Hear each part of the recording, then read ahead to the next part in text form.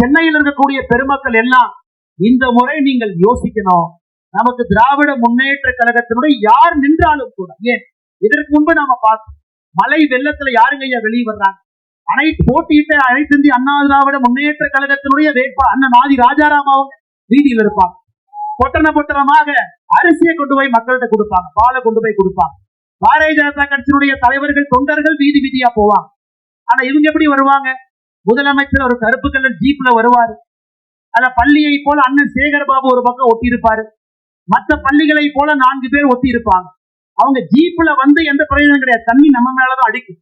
எப்பாவது தெருவுக்கு வந்து ஒரு அடிப்படை பிரச்சனையை சரி செய்வதற்காக பாடுபட்டு இருக்காங்களா?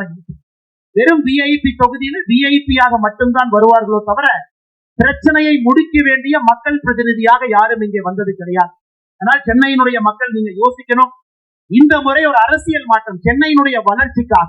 சென்னை இந்தியாவில் இருக்கக்கூடிய மற்ற பெருநகரத்தை போல இன்னைக்கு பெங்களூர் நம்மை தாண்டி எங்கேயோ வளர்ந்து விட்டார்.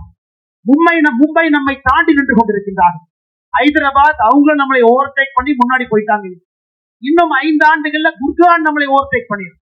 ஆனா இவங்க வெறும் வடக்கு தெற்கு அரசியல, ஹிந்தி தமிழ் அரசியல பேசி, யாருக்கும் உதவாத சினிமா வசனங்களை பேசி பேசி மக்கள் ஒரு நாளும் கீழே சென்று கொண்டிருக்கின்றார்கள். ஆனால் சென்னை மக்களுடைய வளர்ச்சிக்காக இந்த முறை நீங்கள் தேசிய ஜனநாயக கூட்டணி, அனைத்து இந்திய அண்ணா திராவிட முன்னேற்ற கழகம் தலைமையிலான தேசிய ஜனநாயக கூட்டணியில் போட்டியிடக்கூடிய எல்லா வேட்பாளர்களுக்கும் நீங்கள் வாய்ப்பு கொடுக்க வேண்டும் என்கின்ற அன்பான வேண்டுகோளை இந்த நேரத்தில்